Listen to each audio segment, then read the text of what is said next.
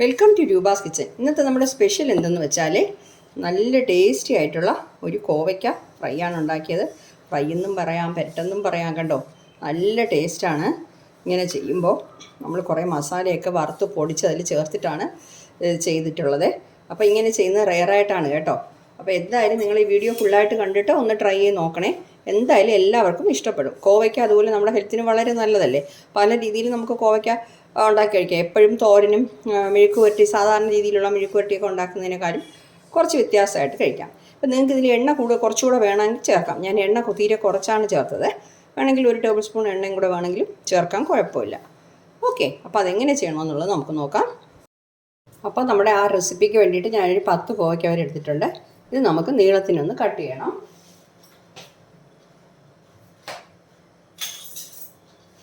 ഈ 2 അഗ്രഹം ഒന്ന് ഉണ്ടോ, ഇതൊക്കെ എല്ലാവർക്കും അറിയുന്ന കാര്യങ്ങളാണ്, എന്നാലും കാണിക്കാം.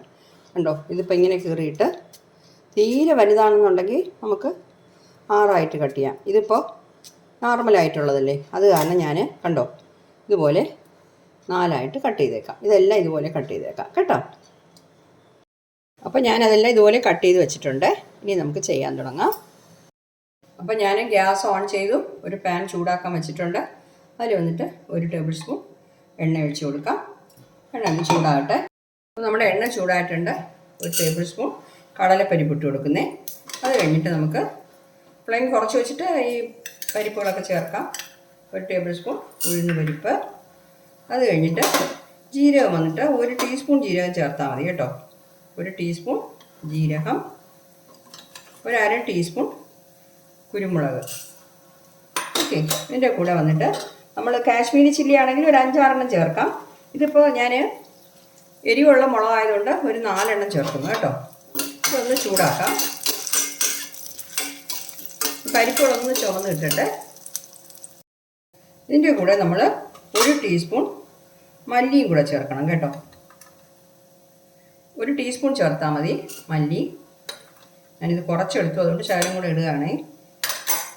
1 ടീസ്പൂൺ നിറച്ചിട്ടോളൂ.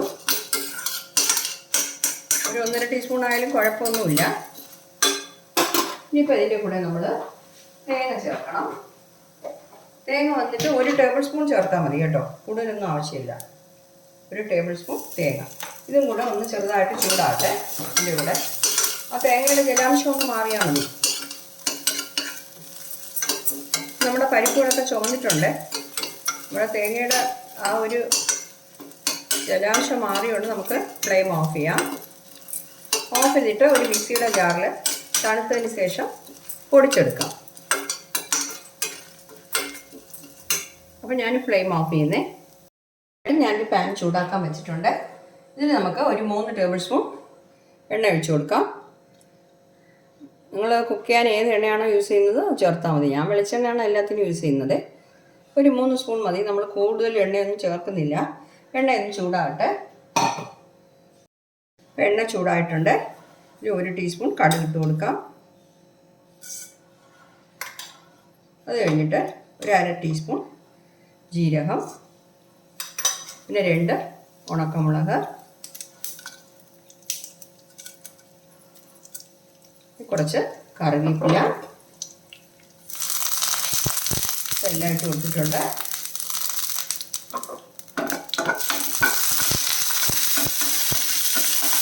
ഈ സമയത്തൊക്കെ ഫ്ലെയിം കുറച്ച് വെച്ചോണേ, ജീരകം ഒന്ന് കരിഞ്ഞു പോകരുത്.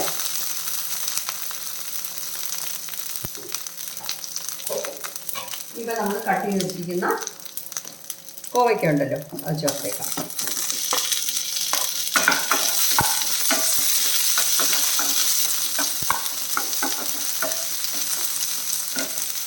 ഇപ്പോൾ ഇതിൻ്റെ കൂടെ നമ്മൾ കുറച്ച് ഉപ്പ് പൊടി ചേർത്ത് കൊടുക്കാം.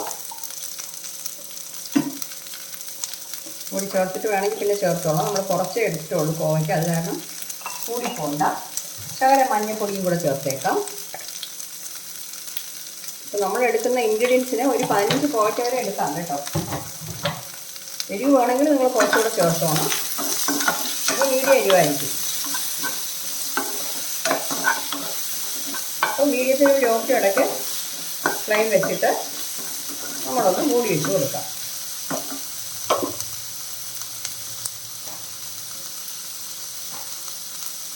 കോവയ്ക്ക നല്ല രീതിയിൽ വഴറ്റിയിട്ടിട്ട് ഇടയ്ക്ക് തുറന്ന് നോക്കി ഇളക്കി കൊടുത്തോണേ. എന്നിട്ട് നമ്മളിത് വെള്ളമൊന്നും ചേർത്തിട്ടില്ല.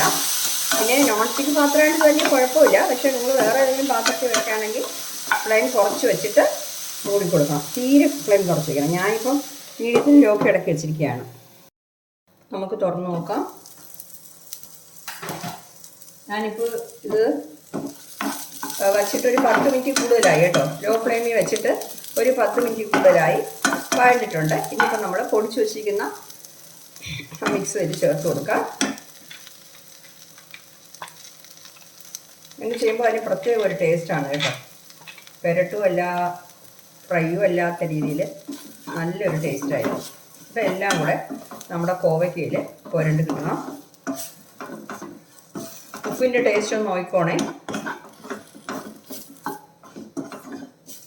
അപ്പോൾ ലോ ഫ്ലെയിമിൽ വെച്ചിരിക്കുകയാണ് കേട്ടോ. ഞാൻ ലോ ഫ്ലെയിമിൽ വെച്ചാണ് ഇതെല്ലാം ചെയ്തത്, അതായത് ഇത് വഴറ്റിയത്. അതുപോലെ നിങ്ങൾ ലോ ഫ്ലെയിമിൽ വെച്ചാൽ മതി. ആദ്യം ഞാൻ മീഡിയത്തിൽ ലോക്ക് ഇടയ്ക്ക് വെച്ചിരുന്നു, പിന്നീട് ലോ ഫ്ലെയിമിലാക്കി കേട്ടോ. അതാകുമ്പോൾ നമുക്ക് പേടിക്കണ്ട, അടി പിടിക്കും എന്നുള്ള കാര്യത്തിനൊന്നും പേടിക്കണ്ട. അതിലുള്ള ജലാംശം കൊണ്ട് തന്നെ നമുക്ക് വെന്ത് കിട്ടും. ഇനിയിപ്പോൾ നമുക്കിത് കുറച്ച് സമയം മൂടി വയ്ക്കാൻ വെച്ചാൽ മസാലയൊക്കെ നമ്മുടെ കോവയ്ക്കയിൽ പിടിച്ചിടണം. ലോ ഫ്ലെയിമിൽ വെച്ചിട്ട് ഒരു 5 മിനിറ്റെങ്കിലും ഇതുപോലെ മൂടി വയ്ക്കേണ്ടി വരും. ഓക്കെ, അപ്പോൾ ഇടയ്ക്കൊന്ന് തുറന്ന് നോക്കാം. തുറന്ന് നോക്കിയിട്ട് സാൾട്ട് ഒന്ന് ചെക്ക് ചെയ്യണം കേട്ടോ. ഉപ്പും മതിയോ നോക്കണേ. നല്ല എരിവുണ്ട് കേട്ടോ. എരിവുള്ള മുളക് കാരണം നല്ല എരിവുണ്ട്. കാശ്മീരി ചില്ലി അല്ലല്ലോ നമ്മളിട്ടത്. നമ്മൾ 4 മുളക് ഇട്ടു. നിങ്ങൾക്ക് ഇത്ര എരിവ് വേണ്ടെങ്കിൽ 2 എണ്ണം ആക്കാം. ഞാൻ കുറച്ച് ഉപ്പ് കുറവായിരുന്നു. ഇങ്ങനെ സ്പ്രെഡ് ചെയ്ത് കൊടുക്കുന്നു.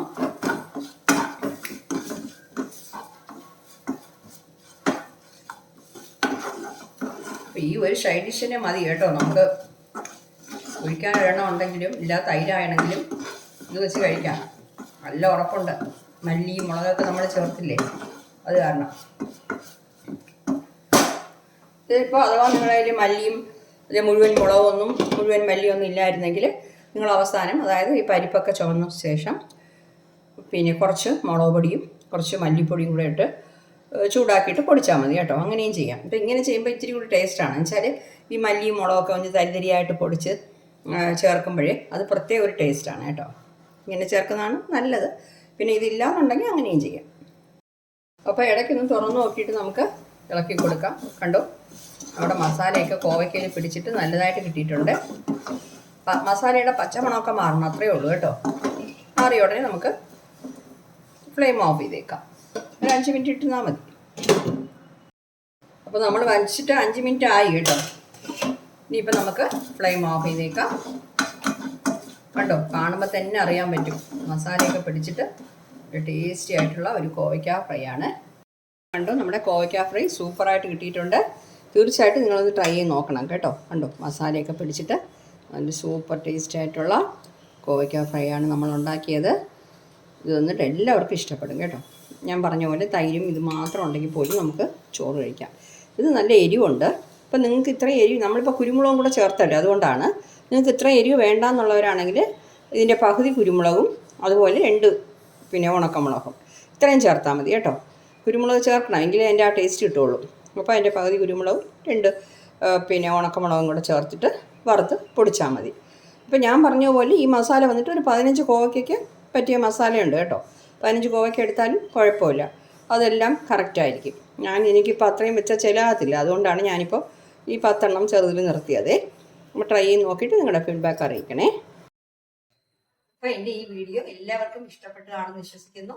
ഇഷ്ടപ്പെട്ടെങ്കിൽ എൻ്റെ ചാനൽ ഇതുവരെ സബ്സ്ക്രൈബ് ചെയ്തിട്ടില്ലെങ്കിൽ ദയവായി സബ്സ്ക്രൈബ് ചെയ്യാനും ലൈക്ക് ചെയ്യാനും ഷെയർ ചെയ്യാനും കമൻറ്റ് ചെയ്യാനും ഒന്നും മറന്നു പോകരുത്. അടുത്ത നല്ലൊരു റെസിപ്പിയായിട്ട് വീണ്ടും കാണാം. Okay, thank you.